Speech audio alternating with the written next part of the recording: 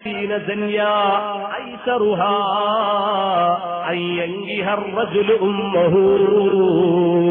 പലിശയുടെ നയാ പൈസ ഒരു മനുഷ്യൻ ഭക്ഷിക്കുന്നു എങ്കിൽ അതേ അശദ്ദു മിൻ സിത്തത്തിൻ വസലാസീന സന്യ 36 വ്യഭിചാരത്തെക്കാൾ കടുത്ത പാപമാണ് കേട്ടോ.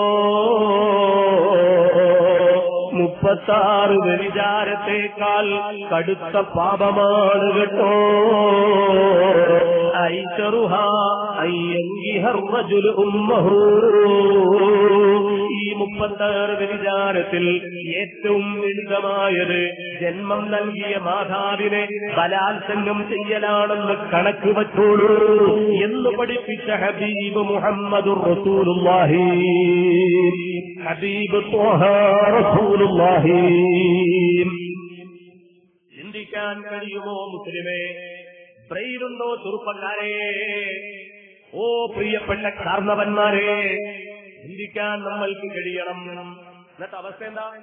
ബോണ്ട വലിപ്പത്തിലായിരിക്കും നിസ്കാരത്തായമ്പോൾ 10 അജും ചെയ്ത ആചാരായിരിക്കും. പക്ഷേ പാവപ്പെട്ടവൻ ഒരു 100 രൂപ ചോദിക്കുമ്പോ 110 വലിക്കയാ. ഒരിക്കൽ ഒരു ആചാര്യൻ ഒരു പാവപ്പെട്ട മീൻകച്ചവടക്കാരനോട് മീൻ വാങ്ങണം, മീൻ മേടിച്ചിട്ട് അതിൽ കുടിച്ചേരേട്ടൊന്നും പറഞ്ഞ് പോകുന്നത്. വേറെ ആൾ ചോദിച്ചു എന്താണോ ഈ അതിൽ കുടിച്ചേരെന്ന് പറഞ്ഞു. അപ്പോഴാ പറഞ്ഞ ആചാര്യ ആടാ പാവപ്പെട്ട മീൻകാരൻ കാശ് വെച്ചിട്ടുണ്ട്, അതിന്റെ പലിശയെ കുറിച്ചോളാനാ ഈ പറഞ്ഞത്. സുബ്ഹാനല്ലാഹ്. പലിശ അതേ പാവപ്പെട്ട മക്കൾക്ക് ഭക്ഷണമായി കൊടുക്കുന്നു. വ്യഭിചാരം പോലും ഇന്ന് പണത്തിനുള്ള മാർഗമാക്കുന്നില്ലേ? പറവൂരിലെ പാവപ്പെട്ട പെൺകുട്ടിയെ 100ഓളം കാപാലികന്മാർക്ക് എറിഞ്ഞുകൊടുത്തത്, 100ഓളം കാപാലിക കഴുകന്മാരുടെ മുന്നിലേക്ക് എറിഞ്ഞുകൊടുത്തത് വാപ്പ എന്ന രാക്ഷസനല്ലേ, ഉമ്മ എന്ന ചെകുത്താനല്ലേ? ഞാനും നിങ്ങളും കേട്ടുകൊണ്ടിരിക്കുന്ന സത്യമല്ലേ? പണത്തിനോടുള്ള ദുരാർത്തിയല്ലേ? മാംസത്തിൽ പിറന്ന, ബീജത്തിൽ പിറന്ന, തന്റെ രക്തമായ മാംസമായ പാവപ്പെട്ട പെൺകുട്ടിയെ 100ഓളം കാപാലിക കഴുകന്മാർക്ക് മുന്നിലേക്ക് എറിഞ്ഞുകൊടുക്കാൻ വാപ്പ എന്ന രാക്ഷസനെ പ്രേരിപ്പിച്ചത്, ഉമ്മ എന്ന ചെകുത്താനെ പ്രേരിപ്പിച്ചത് അതേ പണത്തിന് വേണ്ടിയുള്ള ആർത്തിയല്ലേ? അതല്ലേ ഇന്ന് ദുനിയാവിൽ കണ്ടുകൊണ്ടിരിക്കുന്നത്? സുബ്ഹാനല്ലാഹ്.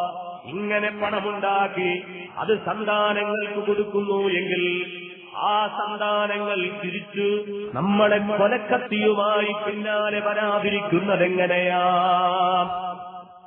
അല്ലാഹു കാത്തുരക്ഷിക്കുമാറാകട്ടെ. അതുകൊണ്ട് ഓ പ്രിയപ്പെട്ടവരെ, നമ്മുടെ സന്താനങ്ങൾ അവർക്ക് ഭക്ഷണം ഹലാലായിരിക്കണം. അവർക്ക് നാം ഒരുക്കി കൊടുക്കുന്ന സാഹചര്യങ്ങൾ മതത്തിന് അനുസൃതമായിരിക്കണം. എന്തിനാ സാഹചര്യം ഉണ്ടാകുന്നത്? എങ്ങനെയാ? മക്കൾ ഉമ്മയുടെയും ഉപ്പയുടെയും തണലിൽ വളരണം. ഉമ്മയുടെയും ഉപ്പയുടെയും തണലിൽ വളരണം. അപ്പോ യഥാർത്ഥ മക്കളാണ്. പക്ഷെ ഇന്നോ പ്രസവിക്കാൻ ഉമ്മയും പോറ്റാൻ ഡേ കെയറിലെ ആയയും ആ രൂപത്തിലാണ്. അപ്പൊ എന്താ സംഭവിക്കുക? നിങ്ങൾ കണ്ടില്ലേ, ഈ പെടക്കോഴി അടയിരിക്കുന്ന സമയത്ത് സ്ത്രീകൾക്കൊരു താല്പര്യം അതിന്റെ കൂടെ 2 താറാവിന്റെ മുട്ടയും കൂടെ വിരിച്ചെടുക്കണം. കാരണം താറാവും മുട്ടയിടാനേ സ്വഭാവമുള്ളൂ, മൂപ്പർ അടയിരിക്കാനൊന്നും ഒരിക്കലും സമയം തയ്യാറില്ല. അപ്പൊ കോഴി അടയിരിക്കുമ്പോ 2 താറാവിന്റെ മുട്ടയും കൂടെ കോഴി അറിയാതെ വെച്ചുകൊടുക്കും. പാവം കോഴി അടയിരുന്ന് അവസാനം മുട്ട വിരിഞ്ഞു വരുമ്പോ കുട്ടികൾ, പക്ഷെ താറാവിന്റെ കുട്ടികൾക്കൊരു വ്യത്യാസമുണ്ടെങ്കിലും കോഴിക്കത് മനസ്സിലാവില്ല, കൂടെ അങ്ങനെ കൊണ്ടെടുക്കും. അങ്ങനെ അമ്മയും മക്കളുമായി ഒന്നായിട്ട് പോകുമ്പോ അന്തരീക്ഷത്തിൽ ഒരു പരുന്തിന്റെ മേലാട്ടം കണ്ടാൽ അപ്പ തള്ളക്കോഴി ഇങ്ങനെ ബേജാറായി നോക്കി വളരെയധികം ശ്രദ്ധയോടെ 4 ഭാഗത്തും നോക്കുമ്പോ പരുന്ത് താഴ്ന്നു പറക്കുന്നത് തള്ളക്കോഴിയുടെ ശ്രദ്ധയിൽപ്പെട്ടാൽ ഒരു പ്രത്യേക ശബ്ദം ഉണ്ടാക്കുമ്പോ കോഴിക്കുട്ടികളെല്ലാം ഓടി വന്ന് തള്ളക്കോഴിയുടെ ചിറകിന്റെ ചൂട്ടിലവിടെ ഒളിച്ചിരിക്കും. കാരണം കോഴിക്കുട്ടികൾക്കറിയാം ഈ ശബ്ദം അമ്മയാണ് ഉണ്ടാക്കുന്നത്, അപകടം മുന്നിലുണ്ട് എന്നാണ്, ഉടൻ രക്ഷ തേടണമെന്നാണ്. അപ്പൊ കോഴിക്കുട്ടികളെല്ലാം വന്ന് തള്ളയുടെ ചിറകിന്റെ ചൂട്ടിൽ. ഇതിങ്ങനെ കേൾക്കുമ്പോ താറാവിന്റെ കുട്ടികൾ എന്താ ചെയ്യാ? സുബ്ഹാനക ലാ ഇൽമ ലനാ ഇല്ലാ മാ അല്ലംതനാ. നീ പഠിപ്പിച്ചല്ലാതെ ഒരു വിവരമില്ലല്ലോ പടച്ചോനെ, എന്താണ് ഈ കേൾക്കുന്നത്? അതിങ്ങനെ മേലോട്ട് നോക്കുമ്പോ കുഞ്ചി പിടിച്ചിട്ടുണ്ടാവും. ഇതുപോലെയാണ് നമ്മുടെ മക്കള്. പ്രസവിക്കാൻ ഉമ്മമാര്, വളർത്താൻ ഡേ കെയറിലെ ആയമാര്. അവസാനം ഈ കുട്ടികളെ ഈ നാട്ടിലെ മദ്യമാഫിയകൾ തട്ടിയെടുക്കുന്നു, പാൻ മസാലക്കാർ തട്ടിയെടുക്കുന്നു, കള്ളന്മാർ തട്ടിയെടുക്കുന്നു, റൌഡികൾ തട്ടിയെടുത്ത് റൌഡി സംഘത്തിലെത്തുന്നു. കാരണം കുട്ടിക്ക് ഉമ്മന്റെ സ്നേഹം കിട്ടിയിട്ടില്ല. അതുകൊണ്ട് കുട്ടി ഉമ്മയോടും സ്നേഹമില്ല. ഞാൻ നേരത്തെ പറഞ്ഞില്ലേ മുലപ്പാൽ, അമ്മ ചത്താലും കുട്ടിക്ക് പ്രശ്നമില്ല. പാൽ കുടിക്കുന്ന കുപ്പി പൊട്ടിയാലും കുട്ടിക്ക് വല്ലാത്ത പ്രയാസ. കാരണം കുട്ടിക്ക് പാൽ കൊടുക്കുന്നത് കുപ്പിയാ. അല്ലേ ഇന്നത്തെ അവസ്ഥ? സുബ്ഹാനല്ലാഹ്. ഇന്നൊരു പകപോക്കൽ സംസ്കാരമാണ് നടക്കുന്നത്. കാരണം എന്താ? കുട്ടികൾക്ക് മാതാപിതാക്കളുടെ സ്നേഹം കിട്ടേണ്ട സമയത്ത് ആ മാതാപിതാക്കൾ കുട്ടികളെ ഡേ കെയറിലാക്കിയിട്ട് അതേ കയ്യും തട്ടി പുറകോട്ട് പോകുന്നു. അവര് സുഖജീവിതത്തിന് വേണ്ടി കാത്തിരിക്കുന്നു.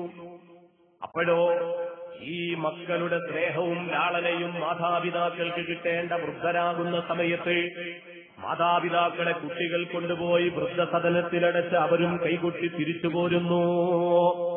പകപോക്കൽ സംസ്കാരം അതല്ലേ ഇത് നടക്കുന്നത്?